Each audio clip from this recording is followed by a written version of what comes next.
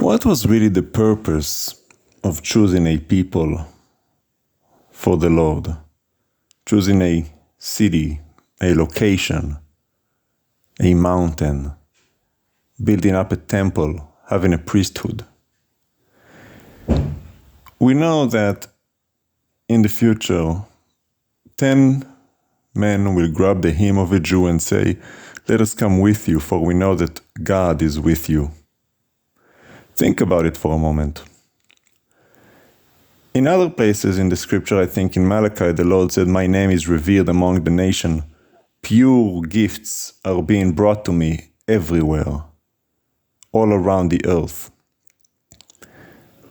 Other nations knew about the Creator.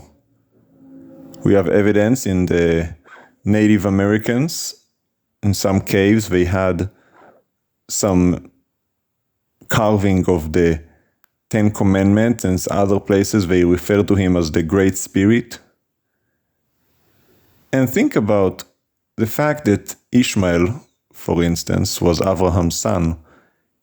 He knew how to call on the king, didn't know his name. As it is said in Shemot, the Lord did not reveal himself by the name Yod-Heh-Vav-Heh to Abraham, but by El Shaddai, the God who provides. And that is the God that Ishmael knew, because Ishmael obviously had a personal interaction with him. When he was kicked out of his home and was left in the desert with his mom, and the Lord blessed him, he said, "I will make him abundant." He had 12 sons. Don't you think Ishmael taught them how to worship the Creator? Moshe's father-in-law, Yitro, was a priest of Midian, while the Midians were also descendants of Abraham from his other wife, Keturah. They too knew of the one Creator God. They just didn't necessarily know how to worship or how to approach. Many people to this day around the world know there's a Creator. They don't know his name. They don't know how to worship him. But they know there's a God. So the whole purpose of really Israel is to be the directory, the post sign, so that the rest of the people on earth will know who he is and how to approach him, how he identifies with a place, with a specific way of worship, specific way of living, his rules, his regulations, what is good in his sight, what is bad, so that the people might be blessed and worship him according to his truth, not their own, because the Lord does not allow you to add and subtract. So all of those people, like Yitro, once they realized that Adonai was with Israel, again, this is in your Exodus, he brought offering to Adonai, he learned his name, and he brought that faith back to his people, so that they too will know how to worship the one true God. Now, sure enough, through time, they went away from the truth, as many did, including Israel. But there is always a remnant of those who are faithful. And when Mashiach comes back and establishes his kingdom on earth, it will be established in Jerusalem as he promised, so that all nations will be blessed, because they will all come once a year on Sukkot to worship the King, Adonai. And any nation who does not come will not receive any rain, because he is Lord of all the earth. He's the God of Israel, but he's the God of all creation. So the people of all nations will come to Israel to learn about the King. What does he require?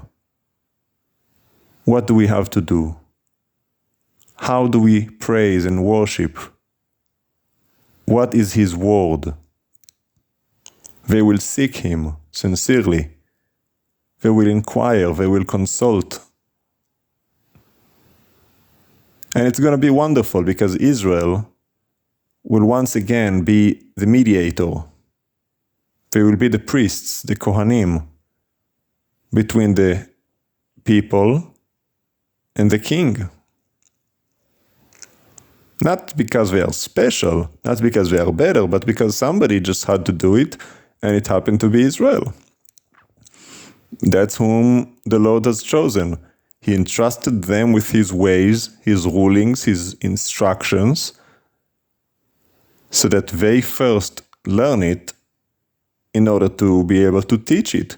You cannot teach what you do not know, and you cannot know unless you have learned. Yeshua had His disciples. He walked with them, His whole ministry, teaching them. He didn't just read Torah, He taught them. They saw Him live His life, so that now they know, and then they had the Spirit in them to remind them everything they have seen, to teach others and to expand and grow and bring more people into the knowledge, so that when the time comes, they too will become teachers, kings and priests. The kingdom is ever expanding,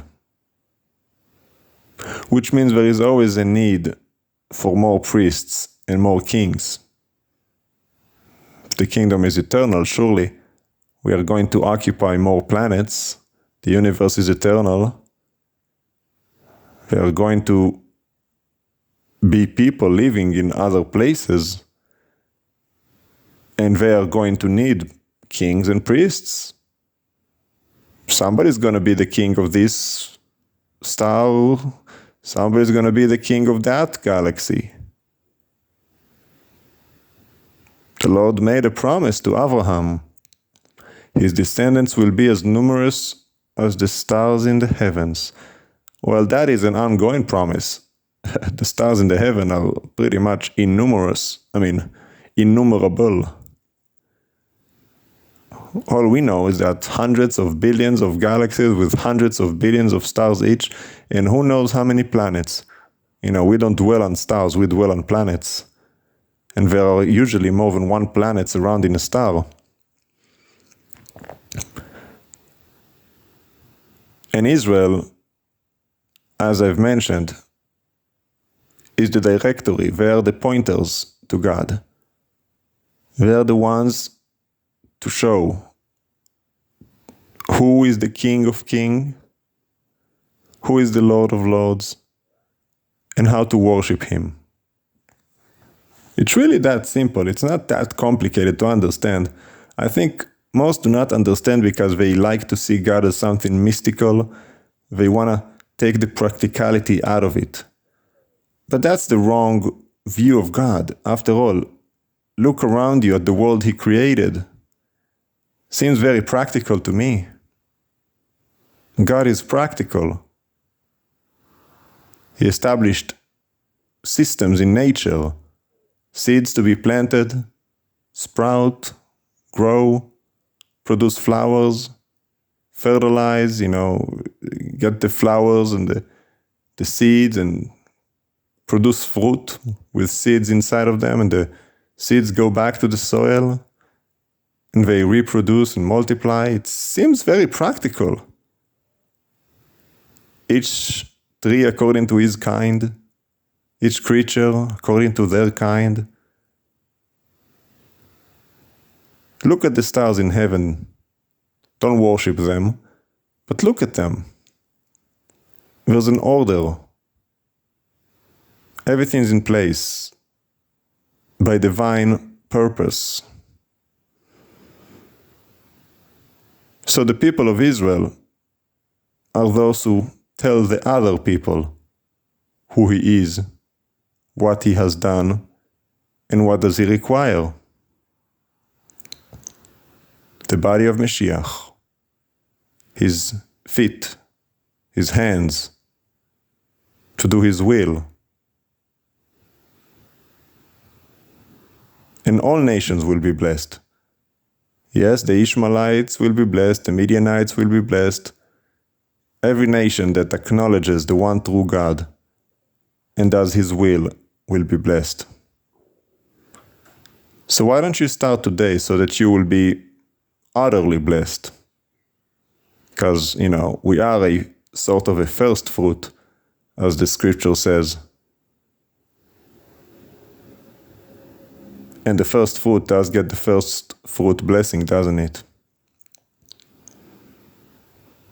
Or the first fruit curse, if you're a bad fruit.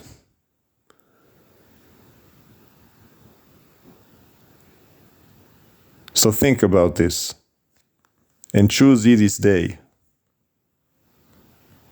Should you choose to serve the Lord of Lords, the King of Kings, the God of Abraham, Yitzchak, and Israel,